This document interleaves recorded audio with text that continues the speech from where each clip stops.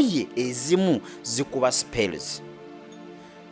Kakati olwambala n'ompitako n'enfuna ebirowoozo ogambye mba nkoze omusango eri Katonda, mba mwebaseeko, mba nnyenze. Ogwo omusango gwani gw'onandeetedde ebizibu oba nze alowoozezza? Ebyesitala tebibulayo naye zimusanze akola ki? Zimusanze abikola ki? Abireeta.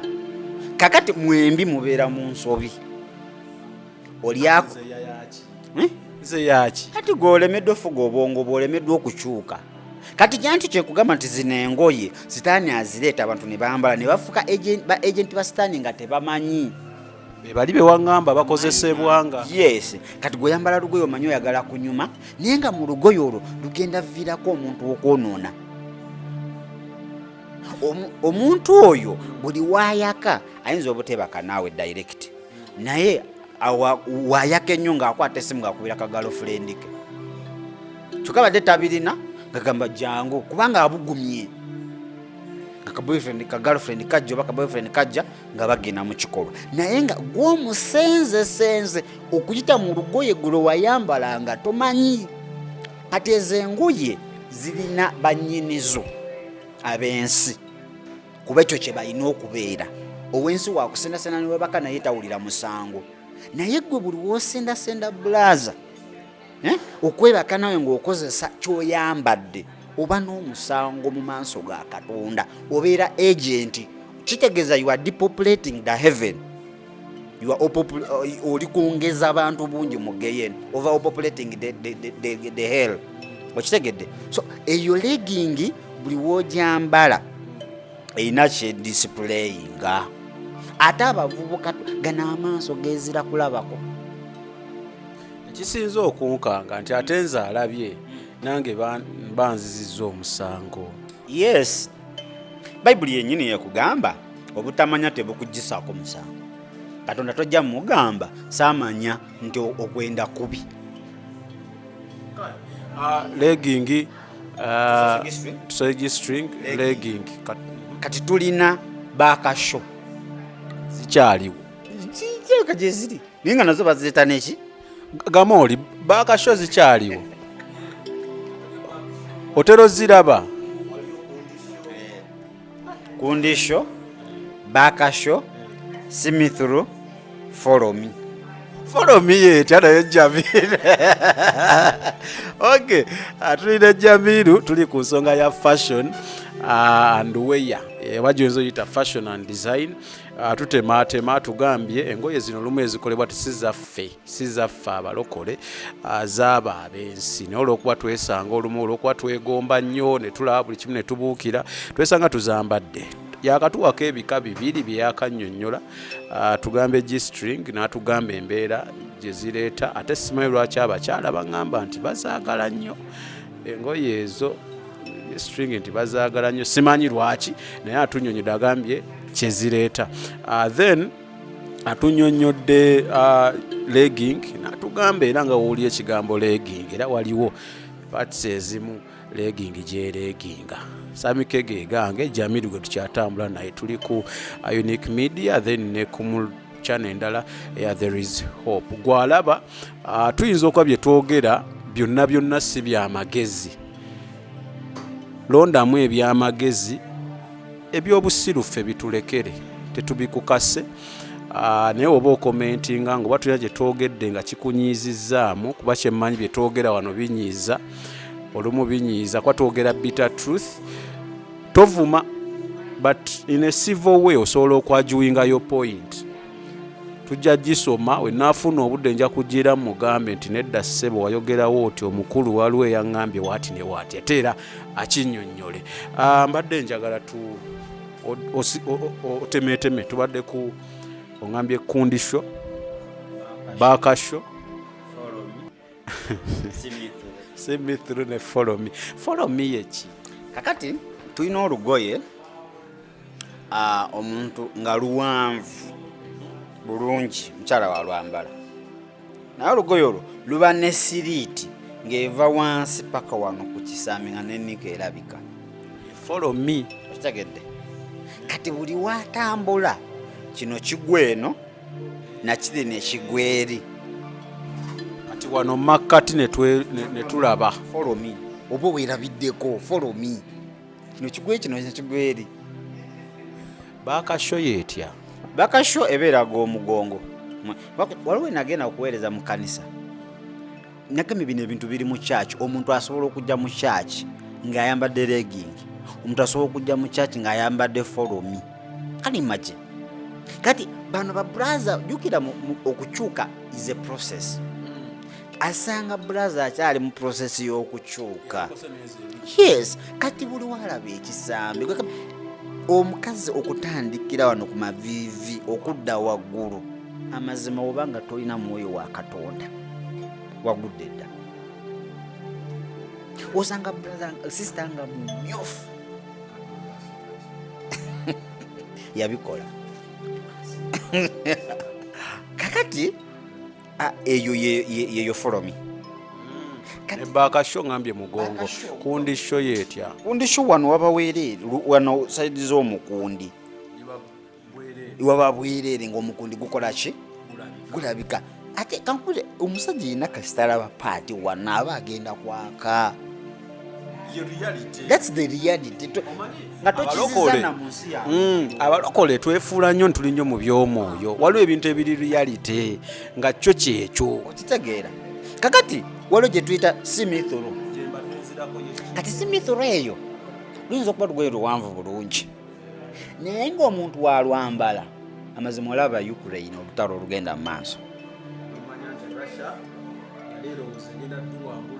nerukalubye ebeera transparent olugoye lubeera so transparent nti osobola okulaba omuntu nga we yakula munda ate kaso bwekankubuulire the problem ekyensinza olaba mu fashion zino sitani design zaleeta teza-affectinga nnyo alwambadde but who sees you gwofuuka mukozi ofuuka minor agent fuuka ntya agent nga simanyi so nze we nyambala kye nyambadde nyambadde ku nyuma mbalageko nyambadde akaliko kafulumye wiiki ewedde abagenda okundaba benkuludde lekera obuzibu ojja kuva mu service nga babulaza bonna amazima tebabadde mu kusaba alani asaba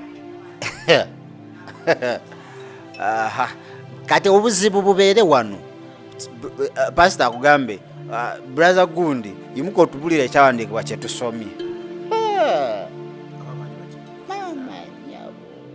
taso ayimirira ate kati aba akyankalanye kati waliwo nabapasita abakisussa yimirira jangu wano mu maaso laba brother waganira pastor n'agamba oyo kati emizimu gyamuyingira alimu obujeemu kumba musajja wattu waliwo sister muli aside aleese obuzibu kakati olaba brother kukeera kugenda ku Sunday ku church ng'olowooza ayagala nnyo okusaba abala oli sister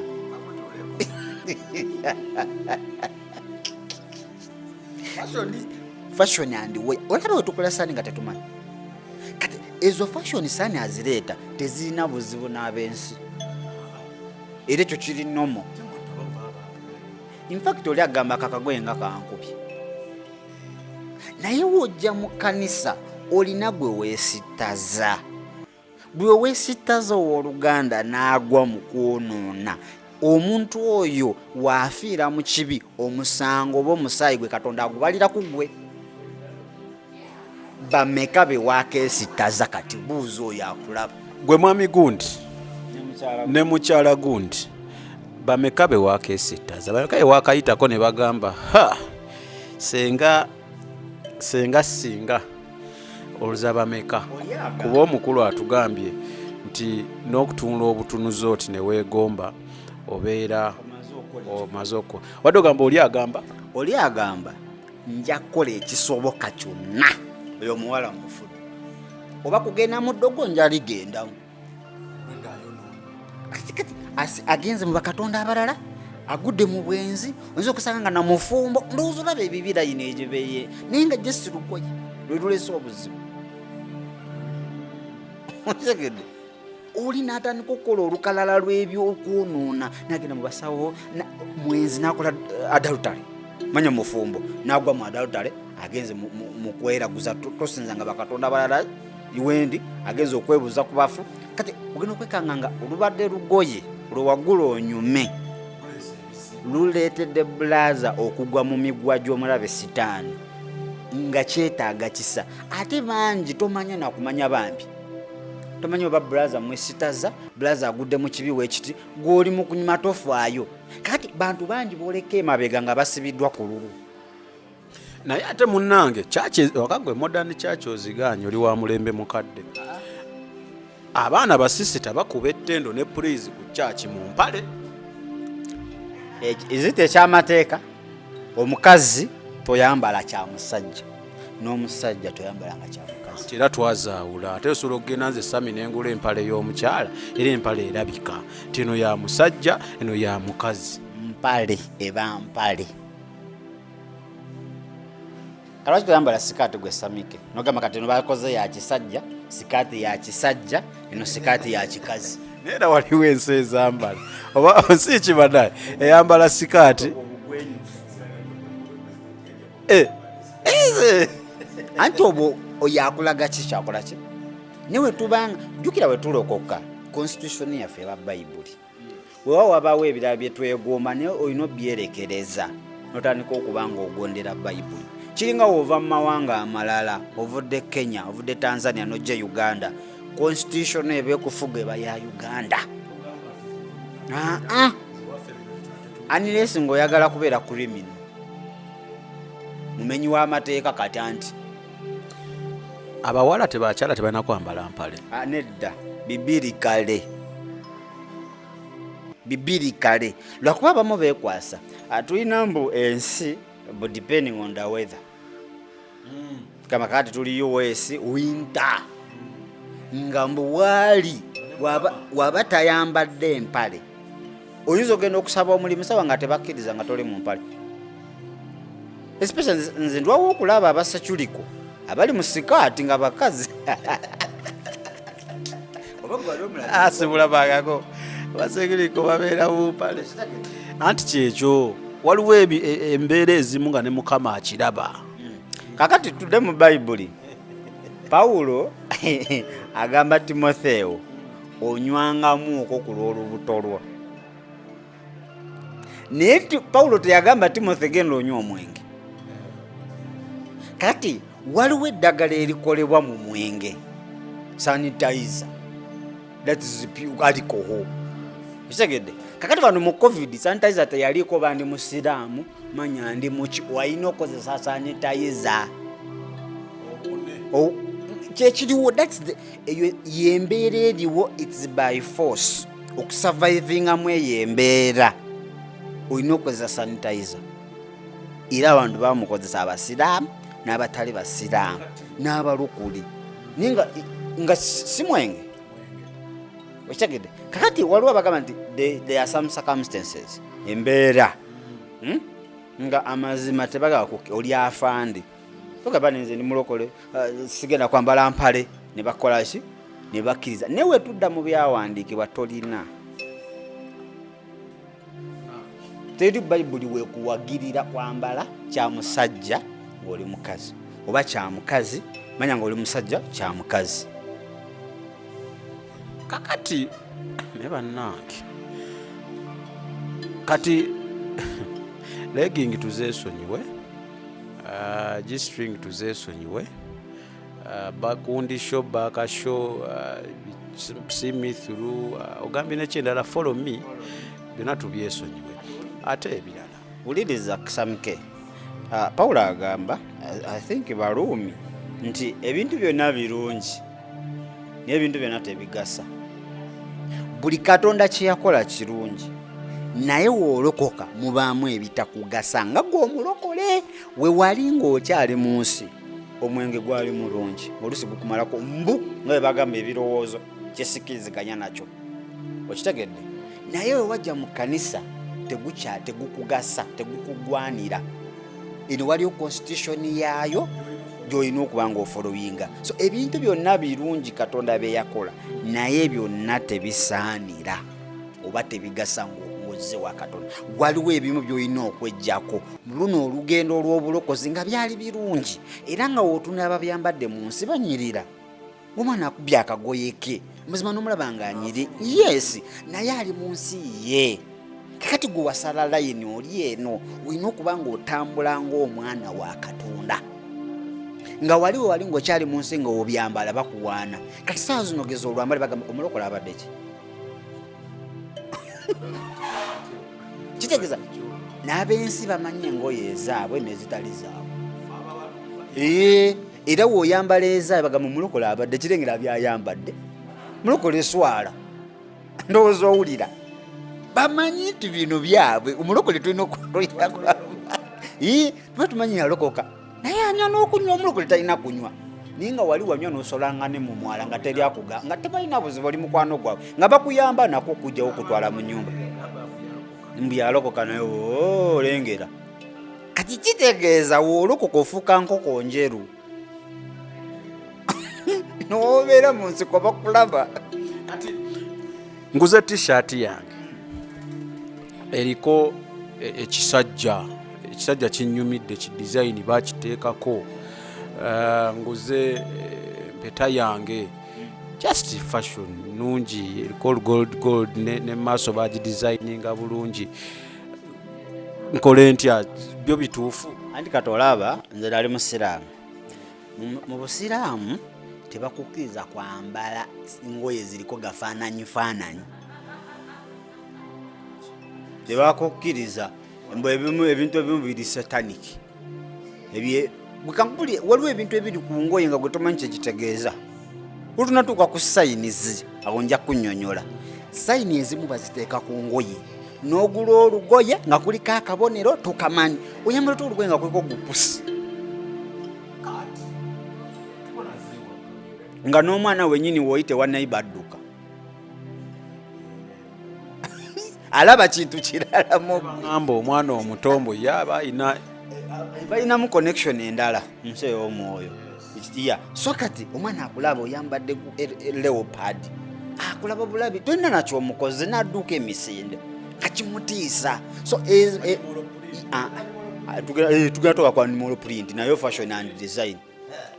So baleeta designs ku ngoye g'okulaba gusoka. Omulokole olina okubeera selective ng'ogenda okugula olugoye. Waliwo ebyo bawandikako ebitali bizibu. Kati ogeza ogula olugoye bakwandisako Jesus Road, olokoka ddi, ebyo tebirina ki. Naye omuntu akubyeko engo, akubyeko kobula, akubyeko ki sanga ku lugoye nogale Katonda yalugula, n'abamu baali bamuvuma. Yali atunulawa. Omagamba nze simanyi webitegeeza, nze saasoma. Ye n'agula ki? N'ogula olugoye nga kuliko akakookolo, akawanga skull. N'ogula olugoye nga kuliko pyramid, n'ogula olugoye nga kuliko pentagon.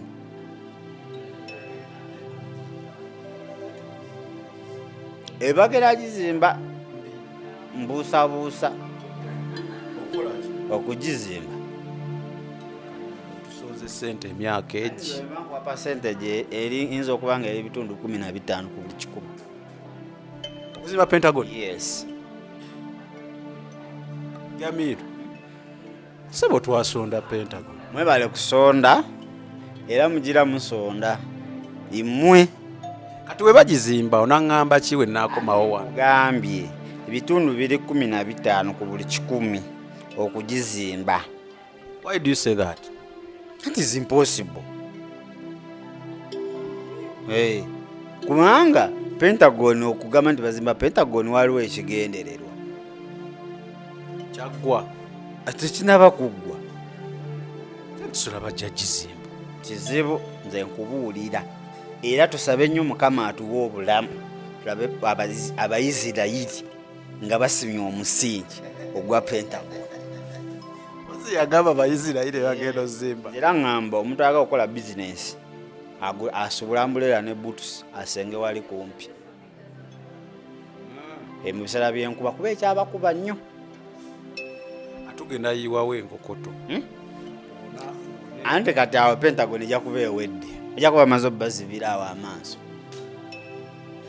Let me tell you, kankubuulire ekintu kyonna nga idea si ya bwa Katonda n'obeera ne sente mmeka kinsoboka obutasitandinga. Lwaki ogamba idea si ya Katonda? Anti Pentagon, okuzimba Pentagon teyali idea ya gentleman. Pentagon yali idea ya madam ya gaalo ye yaleeta idea nti nga nekyo omusajja yalangira Pentagon nga gaalo tannajja mu picture nga tukyali ntebe. Nkugambye sitani asobola okusoberera emyaka 3 kati mwe gaalo mwamulabiraawo ng'atandise okwogera naye gwe manje bava manje batandikira ati ndikubuzo manje batandikira kati ate oba tomanyiyo lwaki owakana nti gaalo si yaleeta Pentagon.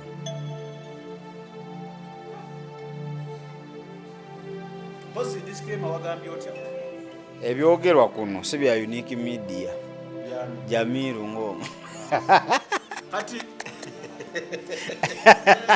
njagala kutaasa miggo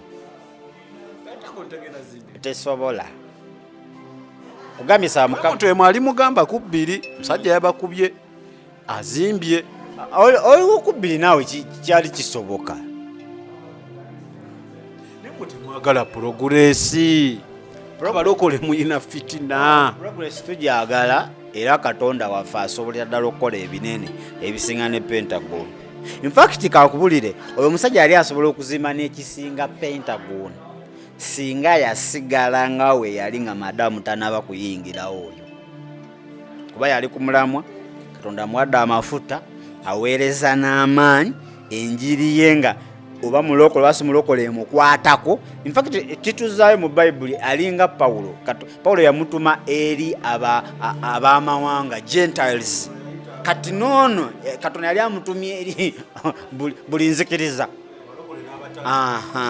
Naye madamu kasita yayingira ddayo wakotuule okuva madamu yayingira awantu awo waliwo enkyukakyuka nene nnyo ebintu byadda ku bikukuju enjiri yakyuka waliwo omunabyafuzi omu basobola omufuula enjiri ne babeera ku oyo yagimuwa okitegedde yamuwa essaawa emu oyo buli saana. Kati waavaawo asobola okusomesa ku kisenge okwegatta buza neiba omwegatta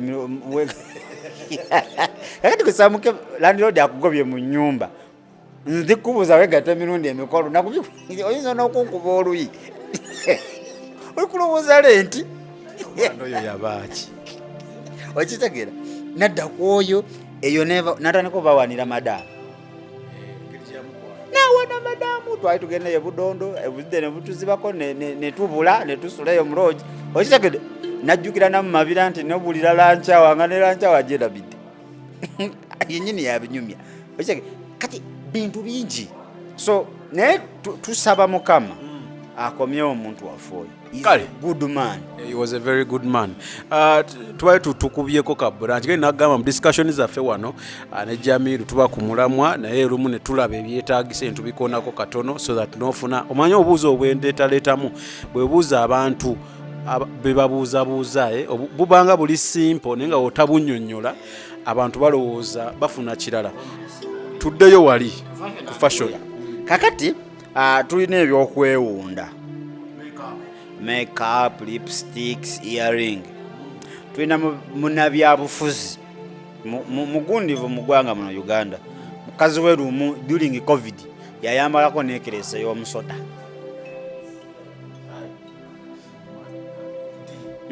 Mu COVID wano nga nekeresa eri musota mwe mumumanyi bamukwa mu comment section abana ku Facebook babutambuza nnyo ne ku TikTok nga madamu ali nekeresi nga talinamu kutya kwonna is very happy akulaga kikyali nga madamu ayambadde nekeresi ya musota made out of snake ekitegedde Yaani oyo alani amumanyi. Alani amumanyi sure. Aha. Alani yani. Mwali mu comment section. Mukama wange yaani oyo madam. Okitegedde. So omulokole nga we tugambye nti ennyambala erina okubeera yansi. Kati omulokole bakusanga ng'oyambadde neekeresi y'omusota. Ng'ate mu Bayibuli tumanyi omusota kye kikiikirira. Wabaawo awo question mark. Kitegeeza waliwo omuntu omulala gwokkiririzaamu weewawo osaba Katonda naye ate waliwo by'otandisa okuba ng'okkiririzaamu. Yaani Munnabyabufuzi ayugumiza nnyo Uganda naawe. mumuŋŋambe. Pawa kakati njogera masannyalaze gagenze kakati Nzeemo pawa ebadde ki kakati kakatudde ku mulamwa nti omulokole by'olina okwambala birina okuba nga bigulumiza Katonda.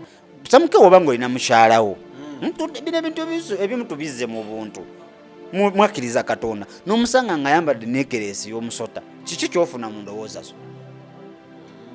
nga tosoma bulungi Bayibuli ekulaga omusota negenda ne gukema Adamu omusota gukiikira sitani. Tuli mu kwewunda kakati bano oluusi ba celebrity bo babyambala lwatu kuba bawaayo emmeme zaabwe batunda emmeme zaabwe bamanyi ki kye baali tebakyakweka kitegedde. Naye kakati gwe omulokole toteekeddwa kwambala nekeresi efaananawo etyo ey'omusota. Kakati tulina kye tuyita lipstick. Baba awo abakazi bayinza n'okuggyako live ate nga alina ogimalako. abaana beegiro emimwa. Okitegedde. Kakati omuntu ayinza okugamba naye Jamilu oyagala tuddeyo ng'abakadde. Manera okubuuza neggwe Jamilu obwaffalabo bw'oliko oli butuusaawa? Sebato bumye si bwafala. Ebintu bino Bayibuli tubeere bagezigezi. Si buli ekijja mu maaso nti olina okgenda nakyo.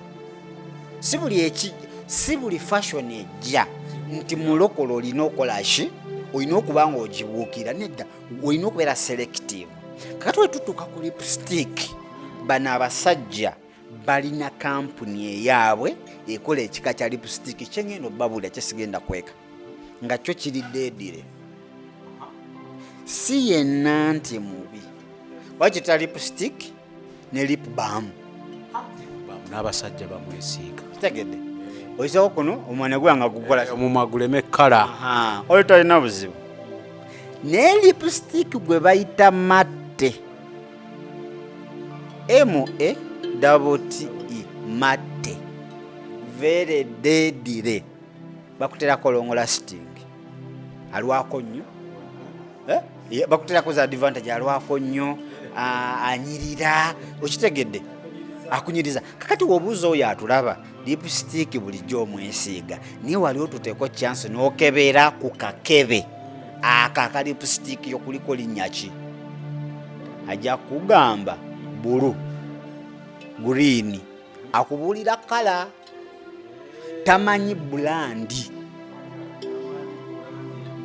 Kakati nga olaba video gena mu kisenge okebere ku kakebeko wekubaako matte that lipstick type gyesonyi bamanyi kala tebamanyi bulandi. Bwe buzibu bwe tulina amanyi kala tamanyi ki tamanyi bulandi. Kakati oyo ali awo ajja kuwa mu comment section tujayita mutujalaba. Kakati olaba nga kuliko matte just leave alone that type gyesonyiwe ya mubi kampani egifulumya yiye.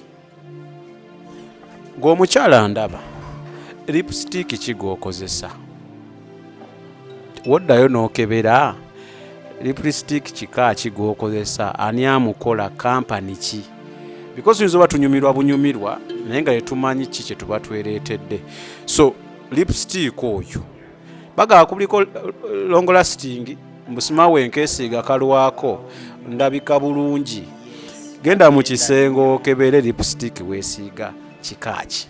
Kakati ekira abantu bayinza okugamba oyagala tulemesa buli kimu asikugambye nti yenna mubi njagala omanyi abantu abuukira kyosembezaayo n'atawuliriza w'otandikidde kugambye ekika kye bayita matte ekyo kyokka kyenkomyeko ebisigadde kola kyoyagala naye matte wetuddayo mu bayibuli mulimu okozesa ebyokwewunda mwebiri mu bayibuli era tulaba Esther yeewunda ng'agenda okulaba kabaka.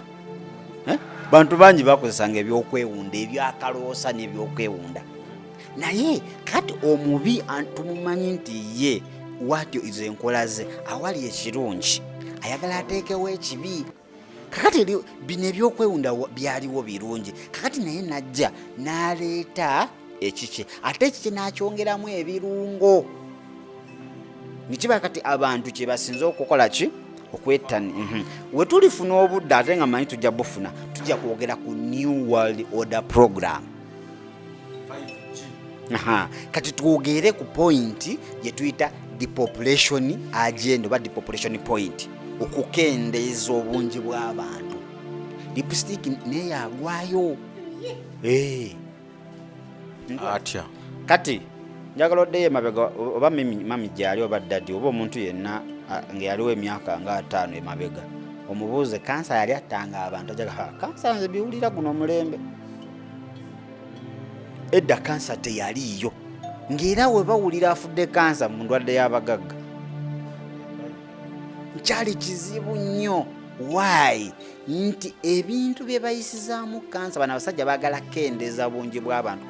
Buli sitaani ekintu kyakola ali against the Bible. Bible ye Katonda agamba mu lubereberye mugende muzaale mujjuse ensi. Sitaani agamba nino bakendeeza temulina kujjuza nsi afaaki anti ye takkiriziganya na Katonda okuva ku lubereberye yayagala owamba gavumenti gavumenti negaana n'ategeka woko tuwaaka nebigaana n'ategeka country tour nebikola ki okitegedde kakati n'asalawo okuva ku olwo buli Katonda kye yagamba yakikole opposite. Kakati n'amanya nti lipstick ono nsobola omuyitiramu okulwanyisa mugende muzaale mujjuze ensi. Agwawo tujja kwogana ku family planning otulifuna obudde. Abasajja nabo kati baba bagendeddemu abasajja nga balya lipstick. Kakati njagala oyo mukyala ali awo atuweeyo olunaku olumu lwe yali yeesize lipstick ku makya n'agamba kakati munaazizaako kanyongereko. Bane ngenze ne munaazaako kanyongereko.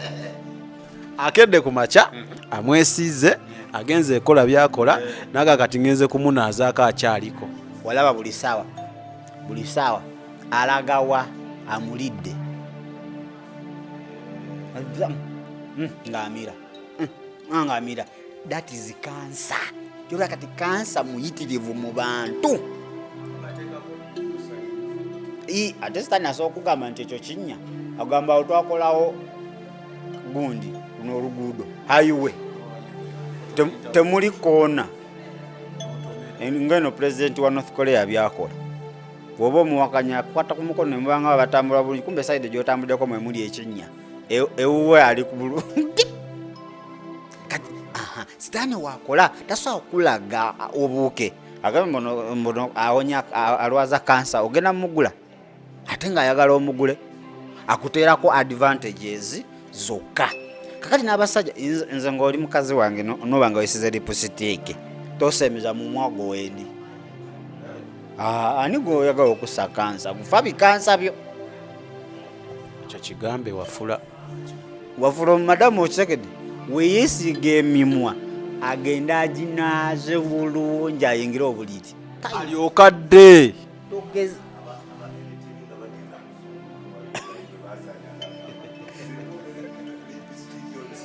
okitegedde. Kati abasajja abamu tebafaayo ye kati mimwaya bagenda ova bwalinga emimwa gitukudde madamu ng'akwata nga wayongerako boyo alidde lipstick kati kulya anaawona Alani